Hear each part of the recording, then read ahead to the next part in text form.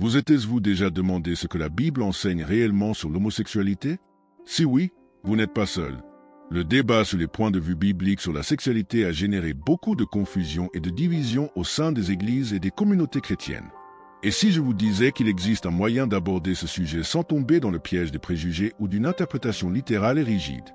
Tout au long de ce texte, nous explorons ensemble les différentes perspectives qui émergent de l'analyse des versets clés, du contexte historique et des paroles d'amour de Jésus. Préparez-vous à une réflexion profonde qui transformera votre vision de l'Église, de la Bible et de l'inclusion LGBTQ. Ne manquez pas l'occasion d'en apprendre davantage sur ce sujet fondamental. Poursuivez votre lecture pour découvrir ce que la Bible enseigne réellement. Les versets bibliques souvent utilisés pour condamner l'homosexualité, comme Lévitique 1822 et Romains 126-27, ont été interprétés de diverses manières au cours de l'histoire. Pour beaucoup, ces textes paraissent clairs et directs, désignant l'homosexualité comme quelque chose d'abominable et de mal. Cependant, certaines approches suggèrent que ces passages ne doivent pas être lus isolément ou littéralement. Le contexte culturel et historique dans lequel ils ont été écrits est crucial pour comprendre ce que ces versets disaient réellement. Cela ouvre la possibilité de réinterprétation, tenant compte de l'évolution de la compréhension de la sexualité. Certains théologiens estiment que l'utilisation de ce verset ne tient pas compte des différences culturelles et sociales de l'époque. À cette époque, la conception de la sexualité était très différente de celle que nous connaissons aujourd'hui. Les mots et pratiques mentionnés dans ces textes pouvaient faire référence à des questions telles que l'exploitation sexuelle, l'idolâtrie, voire les abus, plutôt qu'à une condamnation directe des relations homosexuelles consenties telles que nous les concevons aujourd'hui. Par conséquent, l'interprétation de ce verset doit être soigneusement analysée afin d'éviter d'imposer des normes inadaptées à la réalité sociale et culturelle moderne. De plus, la théologie libérale tend à suggérer que le véritable enseignement biblique sur l'amour est plus inclusif et accueillant, axé sur les principes de miséricorde et de justice. Cette interprétation souligne le caractère inconditionnel de l'amour chrétien, laissant place à l'acceptation et à l'inclusion de tous, quelle que soit leur identité sexuelle.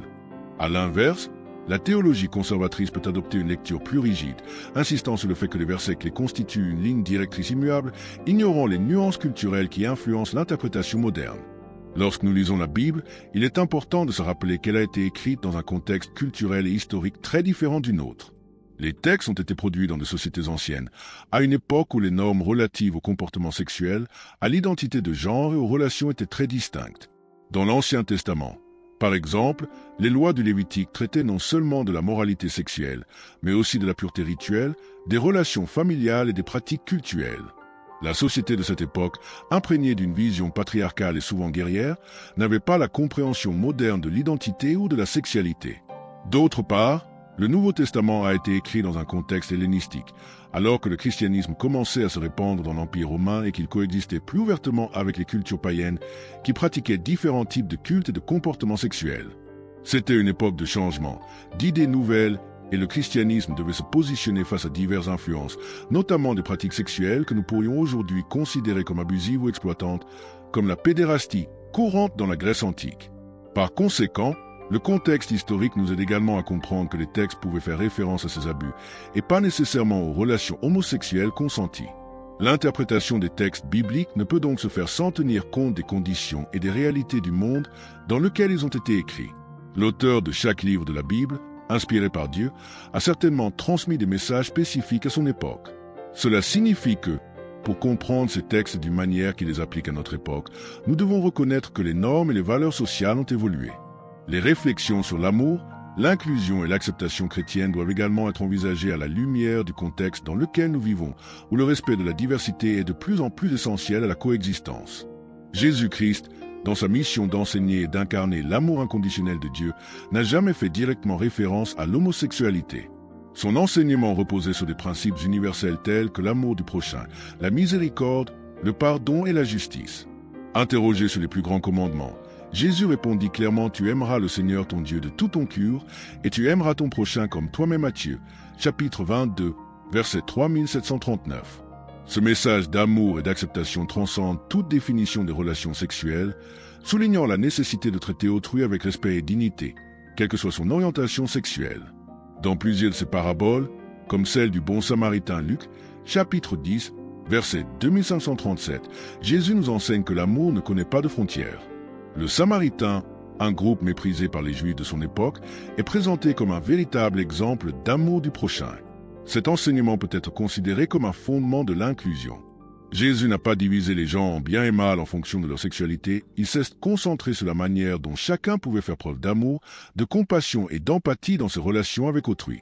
L'amour chrétien est donc bien plus qu'un sentiment passager ou un simple mandat moral. C'est une action, une attitude d'accueil et de sollicitude.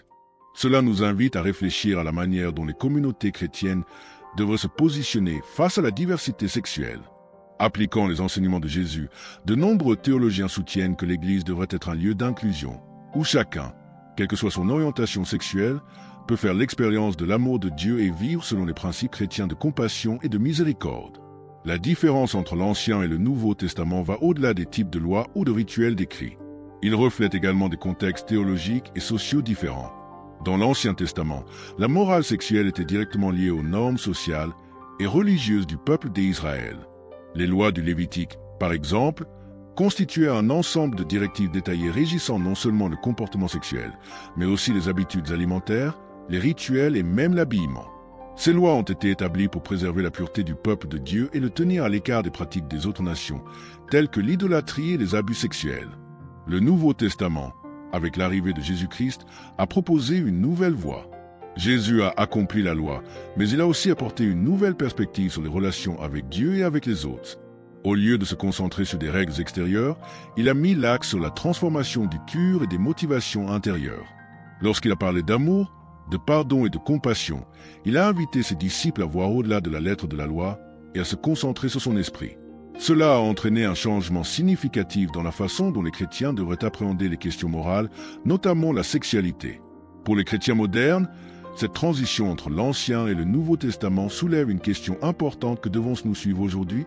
Si beaucoup continuent de s'accrocher aux lois de l'Ancien Testament, d'autres soutiennent qu'avec la venue de Jésus, les normes ont été réinterprétées et ne sont plus nécessaires ni applicables dans le même contexte.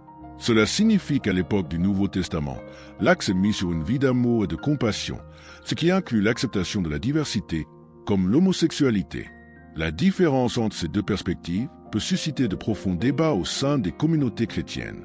Le terme abomination utilisé dans Lévitique, chapitre 18, versets 22 et 2013, a été un sujet de débat majeur concernant l'homosexualité dans la Bible. Traditionnellement, il a été interprété comme une condamnation catégorique des pratiques homosexuelles, suggérant qu'elles sont répugnantes aux yeux de Dieu. Cependant, pour comprendre le véritable sens de ce terme, il est nécessaire d'examiner le contexte historique et culturel dans lequel ces mots ont été écrits. Dans l'Ancien Testament, le terme abomination était utilisé pour décrire non seulement les pratiques sexuelles, mais aussi les actes liés à l'idolâtrie, les rituels païens et les comportements impurs en général. Une interprétation importante est que les interdictions du Lévitique étaient largement liées au désir d'Israël de préserver sa pureté religieuse et culturelle. Les lois de pureté énoncées dans le Lévitique réglementaient non seulement la sexualité, mais aussi des questions telles que les aliments interdits et les rituels religieux. La pratique homosexuelle, dans ce contexte, pouvait être associée à l'idolâtrie, comme c'était le cas dans plusieurs cultures anciennes, où certains rituels religieux incluaient des pratiques sexuelles. Cela signifie que le terme abomination pouvait désigner ces pratiques idolâtres et pas nécessairement les relations homosexuelles consenties telles que nous les entendons aujourd'hui.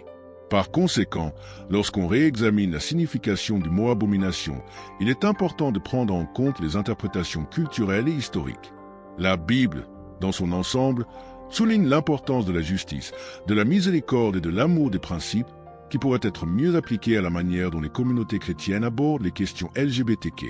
Le mot abomination, analysé dans son contexte d'origine, révèle que les interdictions du Lévitique ne se réfèrent peut-être pas à des relations amoureuses et respectueuses aujourd'hui, mais à des comportements et pratiques considérés comme impurs à cette époque. Les lois de l'Ancien Testament, notamment celles du Lévitique, sont souvent citées pour justifier la condamnation de l'homosexualité. Cependant, une question centrale se pose pour les chrétiens modernes. Devons-nous suivre toutes les lois de l'Ancien Testament, ou certaines d'entre elles sont-elles spécifiques au contexte culturel et historique d'Israël à cette époque? Si les chrétiens conservateurs considèrent souvent ces lois comme éternelles et immuables, d'autres soutiennent que nombre d'entre elles étaient en réalité des normes culturelles et religieuses applicables uniquement au peuple d'Israël et non aux chrétiens modernes. Jésus lui-même, en accomplissant la loi, s'est recentré sur l'essentiel, l'amour de Dieu et du prochain. Dans Matthieu 5, 1718, il affirme qu'il n'est pas venu abolir la loi, mais l'accomplir suggérant une interprétation plus profonde et plus spirituelle. Cela suggère que l'application des lois de l'Ancien Testament doit être analysée avec soin, car nombre d'entre elles sont directement liées à des questions de pureté rituelle, de normes culturelles, voire de préservation de l'identité d'Israël dans un contexte spécifique, ne reflétant pas nécessairement les principes éternels de Dieu pour toutes les cultures et toutes les époques. Ainsi, de nombreuses confessions chrétiennes estiment que, si les lois de l'Ancien Testament étaient importantes pour le peuple d'Israël, elles ne doivent pas être appliquées à la lettre dans le christianisme contemporain. Au contraire, les chrétiens sont appelés à vivre sous la grâce et les enseignements du Christ, qui mettent l'accent sur la miséricorde, le pardon et l'amour. Cela ouvre la voie à une approche plus inclusive et bienveillante de la diversité sexuelle, permettant aux communautés chrétiennes d'accueillir et d'accepter les personnes LGBTQ sans exiger le respect d'interdits anciens. La manière dont l'homosexualité est abordée au sein des communautés chrétiennes varie considérablement, notamment entre théologiens libéraux et conservateurs. Pour ces derniers, l'Écriture est considérée comme infaillible et immuable. L'interprétation des versets condamnant l'homosexualité est souvent rigide et directe, arguant que la Bible, parole infaillible de Dieu, doit être suivie à la lettre. Pour ce groupe, l'homosexualité est considérée comme un péché, et la norme pour les chrétiens est de suivre les enseignements traditionnels qui ont toujours été au cœur de la théologie conservatrice, comme la vision du mariage hétérosexuel comme modèle divin. En revanche, la théologie libérale adopte une vision plus souple et contextualisée des Écritures. Pour de nombreux théologiens libéraux, la Bible doit être comprise non seulement par une lecture littérale, mais aussi en tenant compte des circonstances historiques et culturelles dans lesquelles les textes ont été écrits. En ce sens, nombreux sont ceux qui soutiennent que les passages qui semblent condamner l'homosexualité doivent être interprétés dans le contexte de l'époque où des pratiques telles que la pédérastie et les abus sexuels étaient courantes, mais ne s'appliquent pas aujourd'hui aux relations homosexuelles consenties. La théologie libérale se concentre davantage sur les principes fondamentaux de la Bible, tels que l'amour inconditionnel et l'acceptation, et considère l'inclusion de la communauté LGBTQ comme faisant partie intégrante de l'appel chrétien à vivre l'amour de Dieu. Cette divergence entre théologie libérale et théologie conservatrice crée d'importantes tensions au sein des églises des confessions. Si certains chrétiens considèrent l'orthodoxie et la tradition comme fondamentales pour préserver la vérité de la foi, d'autres considèrent l'adaptation des doctrines aux nouvelles réalités sociales et culturelles comme une nécessité pour que l'Évangile reste pertinent dans le monde moderne. Les deux groupes sont ancrés dans l'amour du Christ, mais leurs divergences portent sur la manière dont cet amour s'applique à des questions comme l'homosexualité, ce qui donne lieu à des interprétations et des pratiques très différentes au sein du corps du Christ. L'amour chrétien est souvent décrit comme inconditionnel et transformateur, transcendant toute barrière ou tout préjugé.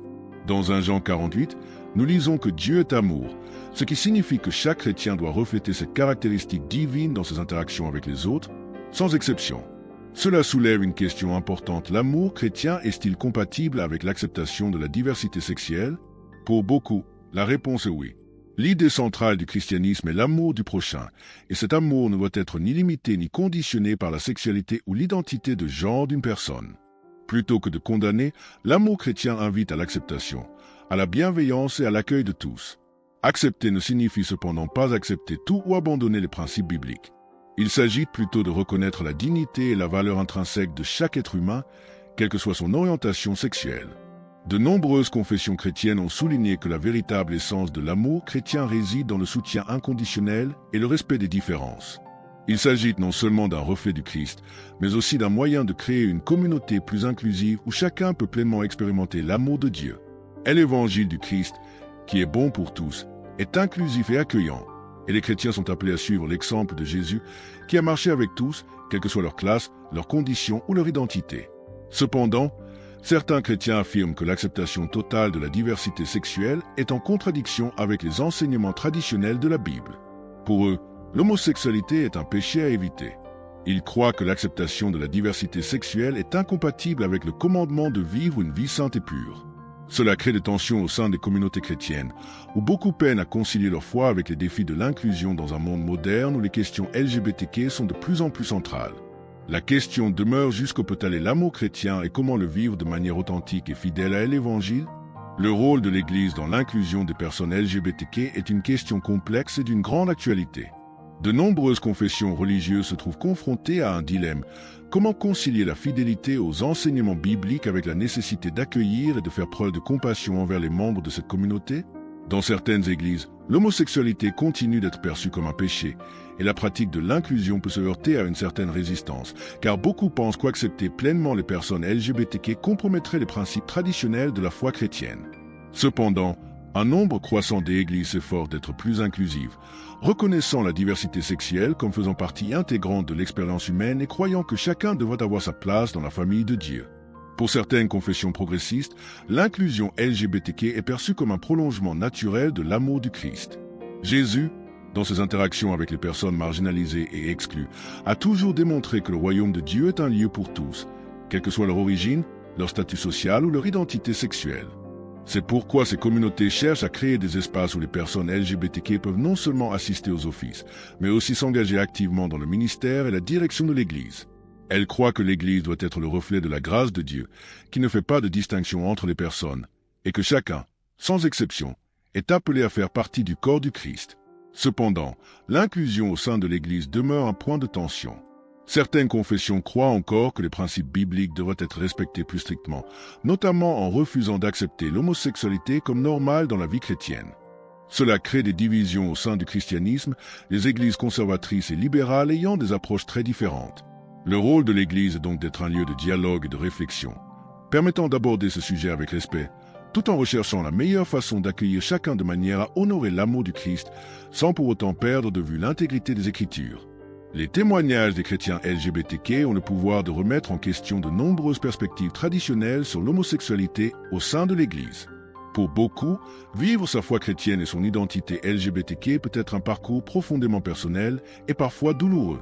Nombre de ces chrétiens ont fait état d'expériences de rejet et de condamnation au sein de leur communauté religieuse, les amenant à s'interroger sur la manière de concilier leur sexualité avec leur foi en un Dieu d'amour et de miséricorde. Cependant, de cette douleur émergent de puissants récits de transformation et d'acceptation, montrant comment la foi peut être une force de guérison dans la lutte pour l'acceptation. Certains chrétiens LGBTQ partagent avoir trouvé dans leur église un espace de transformation, où ils étaient acceptés et aimés pour ce qu'ils sont, sans avoir à cacher leur identité sexuelle. Pour eux, l'amour du Christ était plus fort que tout jugement ou stigmatisation imposée par la société ou l'Église elle-même.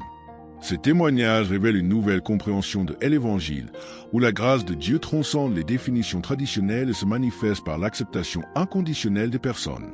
Pour beaucoup, l'Église est devenue non seulement un espace spirituel, mais aussi une véritable communauté de soutien, où leur identité sexuelle ne les définit pas, mais est perçue comme une partie intégrante de leur identité, car ils vivent l'amour de Dieu. Cependant, certains, par leur propre expérience, se sentent divisés, portant la culpabilité et la honte d'être LGBTQ au sein d'une tradition religieuse qui les exclut souvent. Pour ces chrétiens, la lutte pour accepter simultanément leur sexualité et leur foi est un cheminement de découverte de soi et de réconciliation. Leur récit questionne les limites de l'interprétation biblique et incite l'Église à reconsidérer ses positions, ouvrant ainsi la voie à un dialogue, une compréhension et une acceptation accrue. Ces témoignages sont fondamentaux pour façonner l'avenir des communautés chrétiennes, car ils montrent que l'Église, pour refléter véritablement l'amour du Christ, doit être inclusive et accueillante envers tous, sans exception. Maintenant que vous avez eu l'occasion d'explorer les différentes perspectives bibliques sur l'homosexualité, il est temps de réfléchir quel impact cela pourrait-il avoir sur votre vision de l'amour chrétien, de l'inclusion et de l'acceptation des personnes LGBTQ. Les réponses ne sont pas simples, mais il est essentiel que chacun de nous cherche à comprendre la profondeur des enseignements du Christ sur l'amour, la justice et la miséricorde.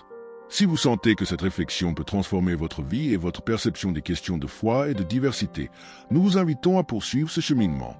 Abonnez-vous à notre chaîne, activez les notifications et restez à l'écoute pour découvrir d'autres contenus explorant la Bible, l'amour et l'inclusion de manière accessible et transformatrice. Ensemble, nous pouvons construire un monde plus accueillant et respectueux pour tous.